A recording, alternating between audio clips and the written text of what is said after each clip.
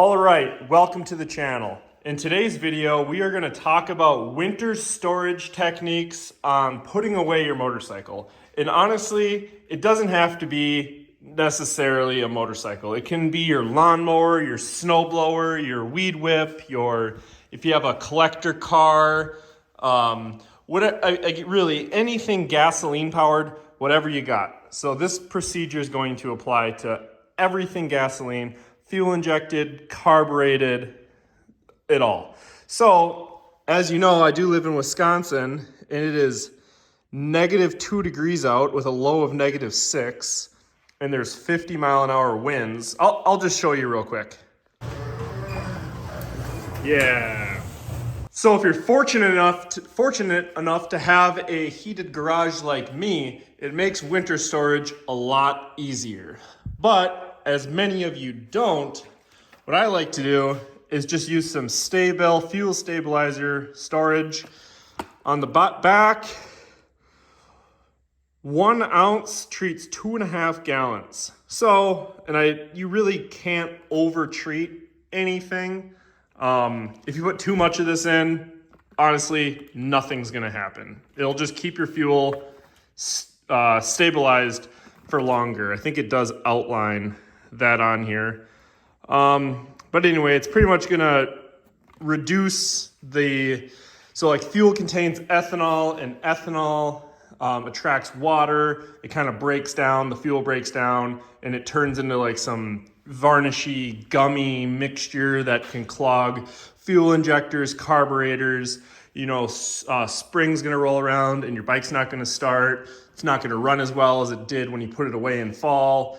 But we're gonna walk you through how to make your bike run like it did when you put it away and hopefully save yourself an expensive bill, either getting your carburetors cleaned or your fuel injectors cleaned. So let's go. So like I said, this procedure is pretty much gonna apply to everything. So this is a 2020 Honda Grom. What I like to do is, I already have done this already, but my fuel is topped right to the brim. So what I actually do is I take a 5-gallon gas can of 93 or 91, whatever you guys can get, octane fuel, and I just fill it up right to the brim, and then I measure it, 1 ounce per 2.5 gallons. So whatever that equals out to, that's gonna be like 2 ounces per gas can. So, you just squeeze these bottles up, and there's a nice little measuring device on the side there. So you can see a 1/4 ounce, 1/2 ounce, 3/4 ounce, and then mix it up. You can just squeeze your bottle and pour it in your gas tank.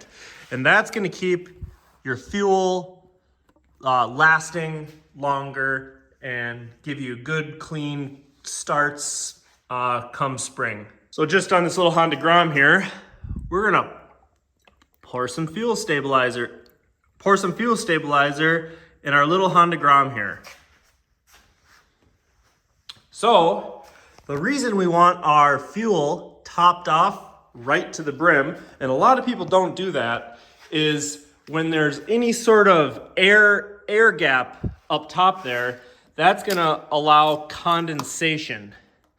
And when you have condensation, that's gonna, that's water. Then you have water in your fuel, and water really doesn't run well through an engine. Like, water's not flammable. Maybe sometime motorcycles will run on water, but not today. So we got our stabilizer in our gas tank topped off right to the brim. And then what we're gonna do, we'll kind of shake it around a little bit. And I know this is a Honda Grom, but this procedure is gonna apply to everything gasoline powered. So then we'll just start it right up. So you can see I got my fuel right to the brim. And our battery's dead. Oh yeah, we got it started though. So that leads me to my next storage method, which we're gonna get to in a second. So we're gonna just run this engine all the way up to operating temperature working the fuel stabilizer through the engine, getting that fuel stabilizer through the fuel rail, all through the fuel pump at the fuel injector. We're gonna work that stabilizer through the whole fuel system, so all the gas in the system is treated. And this is fuel injected. So now if you have a carbureted thing, like this sweet Yamaha Zuma, you can do the exact same procedure. Put gas, fuel stabilizer in here. Like I said, I've already got this thing topped off right to the brim. But put some fuel stabilizer in there, start it up, and then just run that right through the system.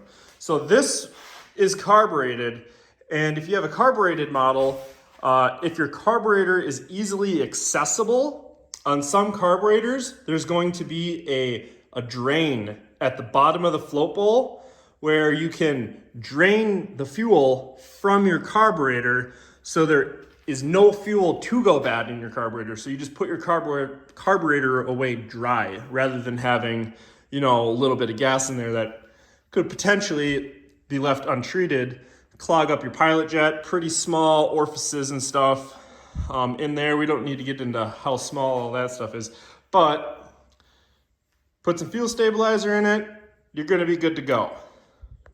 And then same thing over here. This is my first motorcycle I've ever purchased. This is a 2007 Suzuki GSXR 750. Like I said earlier, the fuel is topped off right to the brim there and 100% treated. This thing's already been ran in the fuel system cleaner, or not fuel system cleaner, but the stabilizer has been worked all through the system, and all of these little scooters and Honda Grounds, whatever else I got, all have stabilizer in them. So now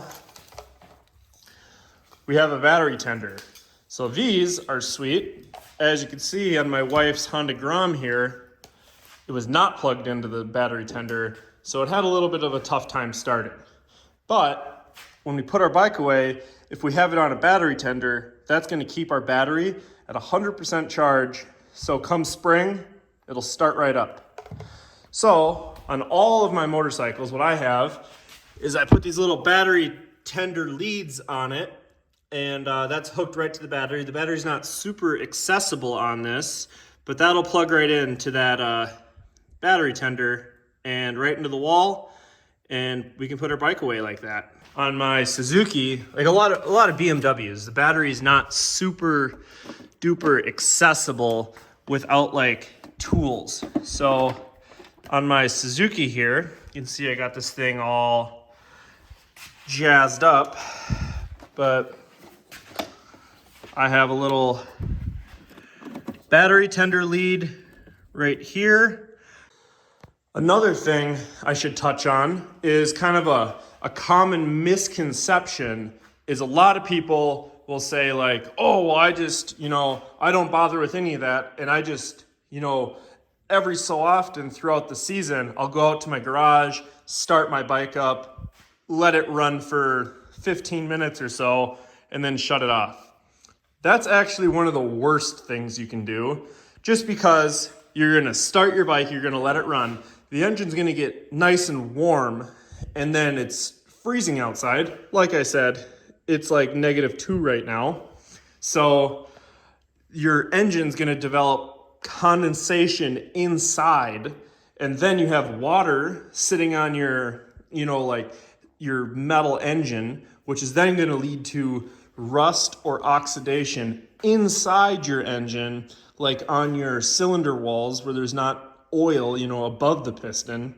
And then you get a rusty cylinder. It's gonna really, really, really hurt the kind of life and longevity of your motorcycle.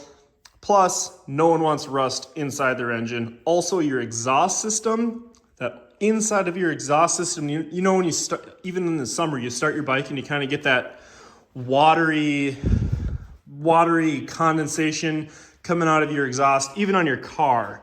That's condensation, So on your motorcycle, it's the same thing. So there's gonna be condensation inside your exhaust pipe, and that's gonna you know, just like this, you know, it's gonna pool up at the lowest point down here, and your exhaust system's gonna rust from the inside out.